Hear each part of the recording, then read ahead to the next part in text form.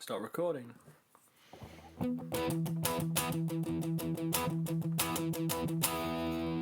So, that's a power chord. If you don't know what a power chord is, I'm going to show you just for a few minutes. If you know what it is, skip ahead, but you should have a guitar right now. So, what the idea with this is, you have a guitar, I have a guitar, I can teach you, and you're not going to instantly forget it, hopefully. So, point a finger, put it on a string, and then with your ring finger, put it 2 frets higher on a higher string. So if we're doing 7th fret on the 5th string, then we're going 9th fret on the 4th string. That's a power chord. What you want to do if you can, literally every time you play a power chord, is get your pinky on in line with your ring finger, so on the 9th fret in and that's going to play an octave of the first note, which is just going to give you a fatter sound.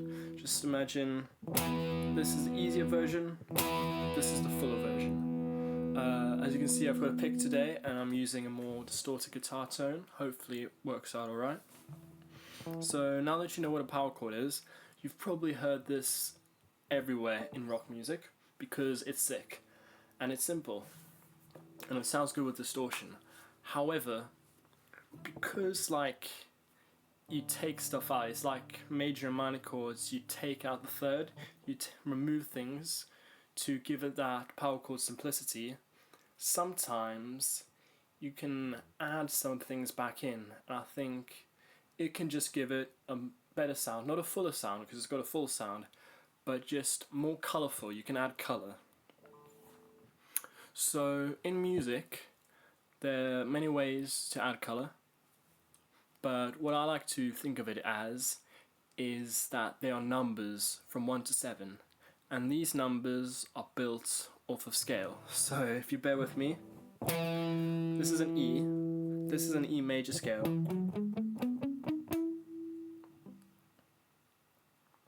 If we give every note in there a number, so 1, 2, 3, 4, 5, 6, 7, and then that's another E, the 8 is the octave, then suddenly that is 7 colours. And you don't want to use all of them, but I'm just here to show you the cool ones and how to play them. So we're going to start with a 9, and if you're wondering, whoa, 9 or 7? The 9 is just the 2, because the 8 is the octave of the 1, 9 is the octave of the 2, 1, 2, 3, 4, 5, 6, 7, 8, 9 is just the 2. So we're actually going to use it as a 9 though. So here on the high octave, this is going to be quite a stretch. So hopefully you can follow along. I'm being a bit scatty today, but we can play the E with our pointer finger, just the E.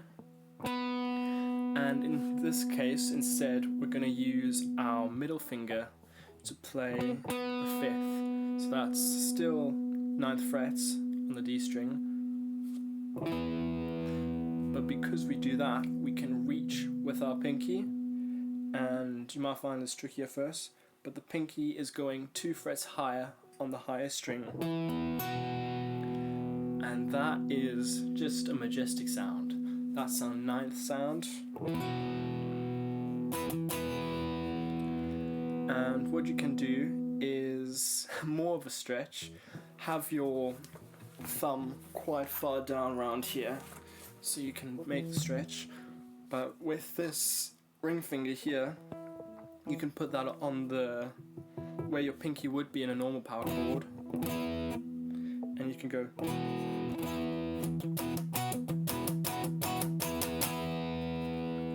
And practice along with that, because that can give you just things to experiment with. So another thing is going to be our 7th sound. So 7th note on the scale, you don't have to worry about that. Just when you're playing a power chord, back to our normal way, you want to have your middle finger in between. So this is on the 10th fret, in between those fingers, and it's going on the 3rd string, so it's going to be right behind your pinky. And then to get this new sound, the 7th sound, just lift your pinky up.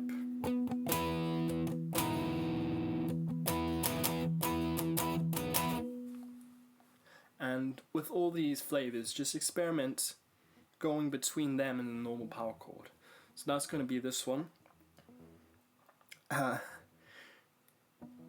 If you stretch with your pinky and keep your ring finger on the 5th here, you could actually go between the 7th and the 9th.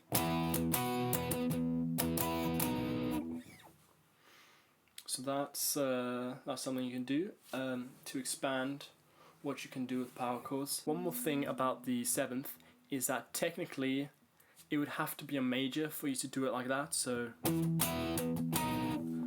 to do that, you'd have to be over a major chord.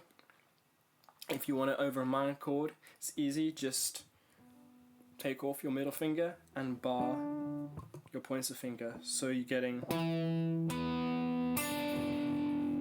Sounds a bit strange, but if you're just going quickly, then that's going to be the minor alternative. Another thing, I think there's only really one more thing that I can touch on, and that is going to be the 4th sound. So, quite simple, just make sure your pointer finger is barring. If you're barring, you know what barring is, just playing multiple strings at once. Then you can just lift this ring finger,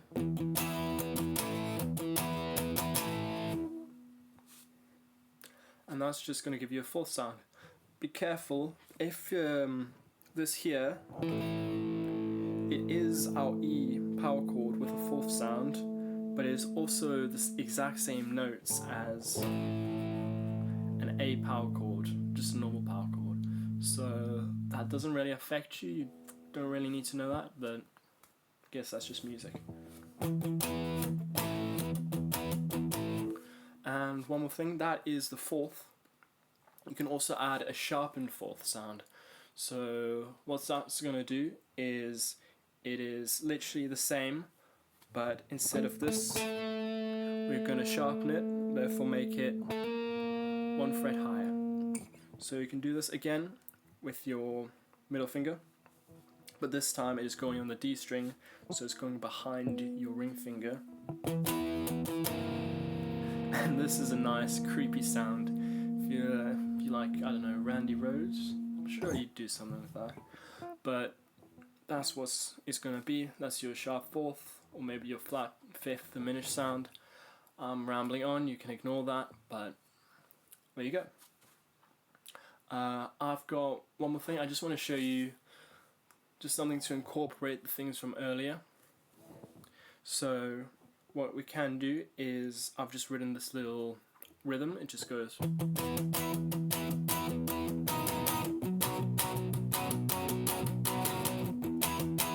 So first of all, it was just using that 7th sound. So middle finger going behind the pinky. Just normal power chord than that, and then same thing here, but we're hopping down to the string above.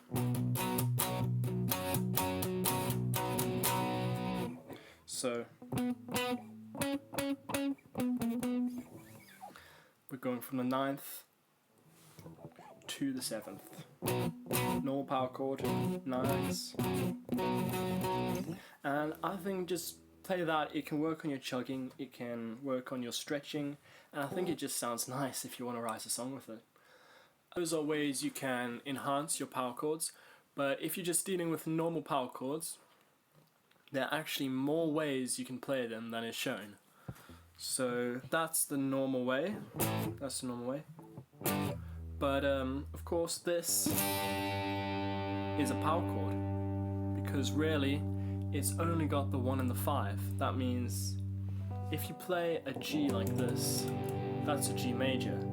But if you mute the A string and put your ring finger on the B string and your pinky on the E, that's another way of playing a G, but you've taken out all the B notes. So it becomes essentially just a strange power chord, and AC/DC uses it a bunch. Also, you can do the same with the D. You just have to mute this high E string, because usually you have that F sharp or the F for a D minor, but if you don't play anything there, that's a power chord. Again, AC/DC uses that. Also,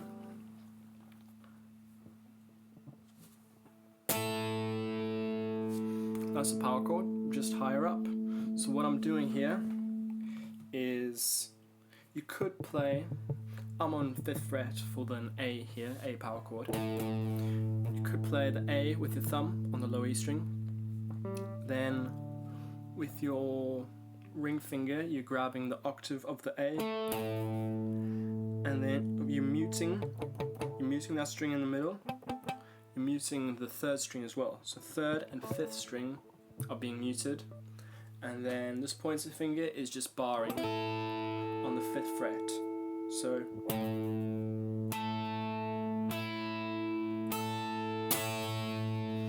that becomes an A power chord, just like that. If you want a slightly higher voicing.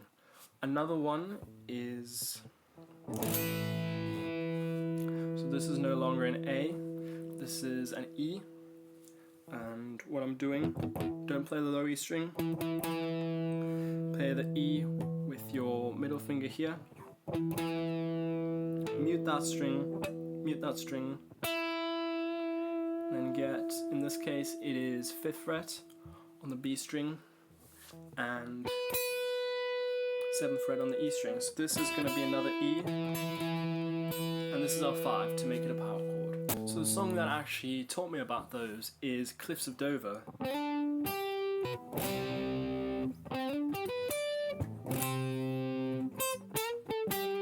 It's using both of them there, so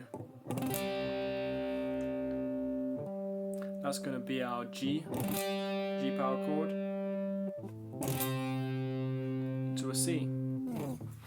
And there you go. That's just, I'm just basically brain dumping all I know about power chords, so that hopefully you can learn some more.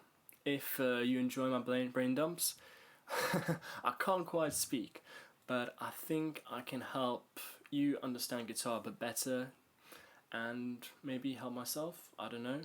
If you want to get more knowledge, then subscribe, and I'll keep doing these. So thank you very much for watching,